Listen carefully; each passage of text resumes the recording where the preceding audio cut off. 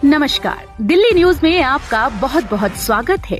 चलिए देखते हैं आज की 15 फटाफट बड़ी खबरों को।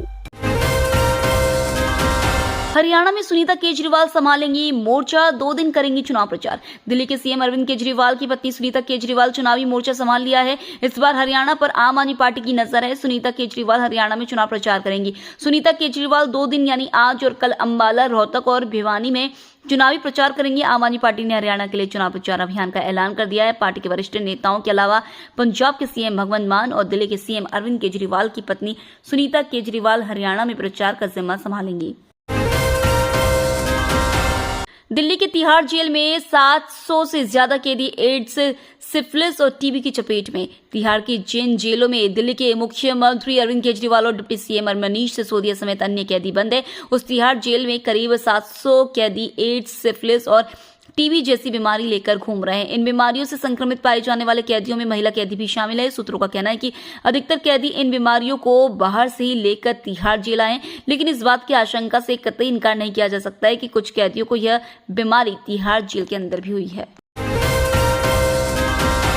केजरीवाल की पत्नी सुनीता से मिले हरभजन सिंह, सीएम का जाना हाल। दिल्ली में पूर्व क्रिकेटर और आप से राज्यसभा सांसद हरभजन सिंह ने मुख्यमंत्री आवास पर सुनीता केजरीवाल से मुलाकात की। उन्होंने इसकी जानकारी एक्स पर पोस्ट साझा कर दी। उन्होंने मुलाकात के दौरान पंजाब के मुद्दों पर चर्चा की और साथ ही केजरीवाल के स्वास्थ्य की जानकारी ली। उन्होंने कहा कि वह अरविंद केजरीवाल और उनकी नीतियों के साथ खड़े हैं।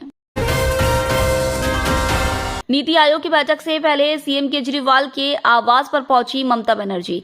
पश्चिम बंगाल की सीएम ममता बनर्जी नीति आयोग की बैठक में शामिल होने के लिए दिल्ली आई हुई हैं। बैठक से एक दिन पहले उन्होंने दिल्ली के सीएम अरविंद केजरीवाल की पत्नी सुनीता केजरीवाल से मुलाकात की। ममता बनर्जी और सुनीता केजरीवाल की इस मुलाकात की कुछ तस्वीरें भी सामने आई हैं, जिसमें ममता बनर्जी सीएम केजरीवाल की पत्नी से बातचीत करते हुए दिख रही हैं।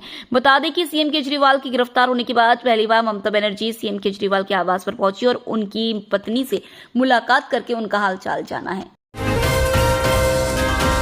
दिल्ली में पीएम उदय योजना से अब तक लगभग 23,800 लोगों को संपत्तियों का मालिकाना हक मिला। केंद्र सरकार ने संसद में बताया कि पीएम उदय योजना के तहत दिल्ली में अब तक 23,800 से अधिक लोगों को संपत्तियों का मालिकाना हक मिला है। आवास और शहरी मामलों के राज्य मंत्री तोखन साहू ने लोकसभा में एक प्रश्न के लिखित जवाब में बताया कि इस साल 16 जुलाई तक प्रधानमंत्री अनधिकृत कॉलोनियों में दिल्ली आवास अधिकार योजना के तहत कुल 23,811 लोगों को अपनी संपत्तियों का मालिकाना हक मिला है। यूपी में जल्द कुछ बड़ा होने वाला है। दिल्ली में सीएम योगी की बैठक से पहले संजय सिंह का दावा।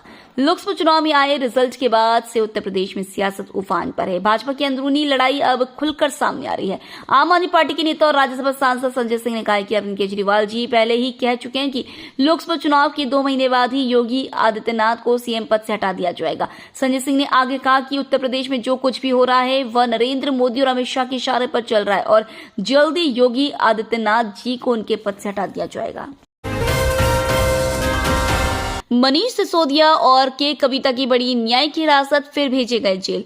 आबकारी घोटाले से जुड़े भ्रष्टाचार के मामले में पूर्व उप मुख्यमंत्री मनीष सिसोदिया की न्यायिक हिरासत आज समाप्त हुई, जिसके बाद सीबीआई ने सिसोदिया और बीआरएस नेता के कविता को वीडियो कॉन्फ्रेंसिंग के जरिए पेश किया।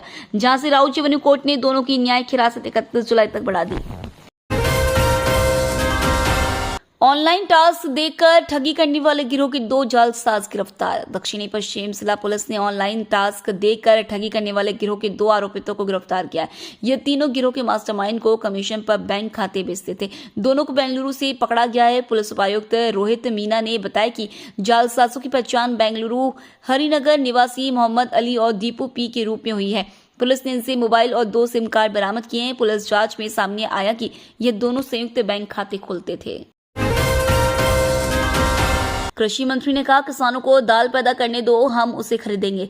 कृषि एवं किसान कल्याण मंत्री शिवराज सिंह चौहान ने राज्यसभा में बताया कि कांग्रेस की यूपीए सरकार की तुलना में मोदी सरकार में 25 गुना ज्यादा दाल खरीदी की गई है। 2004-2014 के बीच सिर्फ 6,29,000 मीट्रिक टन दाल खरीदी गई थी। मोदी जी की सरकार 1 करोड़ 70 लाख मीट्रिक टन दाल खरीदी रही है। इस बार हमने तय किया है कि मसूर, उड़द और तुअर को एमएसपी पर खरीदा जाएगा। देश के किसानों को दाल पैदा करने दो, हम उसे खरीदेंगे। दिल्ली एयरपोर्ट पर एएसआई ने खुद को मारी गोली, हालत नाजुक। दिल्ली के डोमेस्टिक एयरपोर्ट पर तैनात एएसआई जगबीर सिंह ने खुद को सर्विस रिवॉल्वर से गोली मारकर जान देने की कोशिश की। उन्हें पास के अस्पताल में इलाज के लिए भर्ती कराया गया है। उनकी हालत नाजुक बताई जा रही है। पुलिस अधिकारियों का कहना है कि इनके पास से एक सुसाइड नोट मिला है, जिसमें उन्होंने बीमारी से परेशान होकर कदम उठाने की बात लिखी है। जांच में पता चला है कि उन्हें गंभीर माइग्रेन की बीमारी और उनका इलाज चल रहा है। भारी बारिश से बिगड़े हालात, कई इलाकों में जल जमाव। राष्ट्रीय राजधानी दिल्ली में झमाझम बारिश थी, जहां एक और लोगों को गर्मी से राहत मिली, वहीं कई इलाकों में जल जमाव भी देखने को मिला। शुक्रवार सुबह से ही दिल्ली के ज्यादातर इलाकों में जमकर बरसात हुई। मौसम विभाग के मुताबिक दिल्ली यूनिवर्सिटी एरिया के आसपास सबसे ज्यादा 89 मिलीमीटर बारिश दर्ज की गई है। इग्नू के आसपास 34.5 मिलीमीटर बरसात हुई है। पीतमपुरा में 8.5, नारायणा 8.5, प्रगति मैदान में 6.5 मिलीमीटर बारिश हुई है। दिल्ली में सुबह सुबह हुई जोरदार बारिश से कई इलाकों में जाम के हालात नजर आए। सड़कों पर बस पानी ही पानी नजर आ रहा था। इस दौरान घरों से बाहर निकले लोगों को मुश्किलों का सामना करना पड़ा। अगले हफ्ते बदले जाएंगे दिल्ली भर के तिरंगे, स्वतंत्रता दिवस के मद्देनजर निर्देश जारी। अगले सप्ताह दिल्ली भर के तिरंगे बदले जाएंगे। स्वतंत्रता दिवस को देखते हुए सरकार ने तिरंगों की रखरखाव को लेकर फिर से निर्देश दिए। इसके अनुसार विभाग को हर 15 दिन में सरकार को रिपोर्ट देनी होगी। किसी स्थान पर कोई तिरंगा कट फट जाने पर कितनी देर में बदला गया, इसकी भी सरकार को पूरी जानकारी दी जाएगी। योजना के तहत 115 फीट ऊंचाई पर 480 तिरंगे लगाए गए हैं, जबकि 20 तिरंगों की ऊंचाई है 166 फीट है। एआई से तय होंगी मोहल्ला बसों की रूट, आईआईटी करेगी हेल्प। पिछले हफ्ते मोहल्ला बस योजना के तहत 2 रूटों पर छोटी बसों का ट्रायल शुरू करने के बाद अब दिल्ली सरकार जल्द से जल्द पूरी दिल्ली में इन बसों की रूटों को अंतिम रूप देने का प्रयास कर रही है। इसके लिए अब आर्टिफिशियल इंटेलिजेंस का इस्तेमाल किया जाएगा। इस काम में आईआईटी दिल्ली का भी सहयोग लिया जाएगा। दिल्ली सरकार प्रमुख इलाकों को चिन्हित करने और उन इलाकों से होते हुए बस रूटों को डिजाइन करने के लिए बिग डेटा एनालिटिक्स और एआई समाधानों का उपयोग करेगी। तिहाड़ से चल रहा वसूली रैकेट, महाठग सुकेश चंद्रशेखर की गुहार के बाद सीबीआई का एक्शन। तिहाड़ जेल से उगाई एक्सटॉर्शन रैकेट चलाए जाने के आरोपों पर सीबीआई ने शुरुआती जांच शुरू कर दी है। दरअसल ऐसे आरोप लगाए गए हैं कि तिहाड़ जेल और दिल्ली के अन्य जेलों से एक्सटॉर्शन रैकेट चलाए जा रहे हैं। ऐसे में अब सीबीआई ने मामले की जांच शुरू कर दी है। महाठग सुकेश चंद्रशेखर ने इस मामले में दिल्ली हाईकोर्ट का दरवाजा खटखटाया था। उसने अपनी याचिका में सीबीआई को इस मामले में एफआईआर दर्ज करने की निर्देश देने की मांग की थी। भारत के मैदान शाही कब्र स्थल को मिला विश्व धरोहर का दर्जा, सबसे अलग है इस कब्रिस्तान की। विश्व धरोहर समिति की दिल्ली में हुई बैठक में इस बार मैदान या मोईदान को विश्व धरोहर का दर्जा मिल गया है। बैठक में इस प्रस्ताव पर मुहर लग गई है। भारत सरकार की ओर से इस बार की बैठक में इसे प्रस्तावित किया गया था। केंद्रीय पर्यटन और संस्कृति मंत्री गजेंद्र सिंह शेखावत ने कहा कि असम के मैदान को विश्व धरोहर घोषित कर दिया गया है। यह हमारे लिए गौरव की बात है। तो ये थी आज की बड़ी खबरें। डेली खबरों से अपडेट रहने के लिए चैनल को सब्सक्राइब करना बिल्कुल न भूलें। धन्यवाद।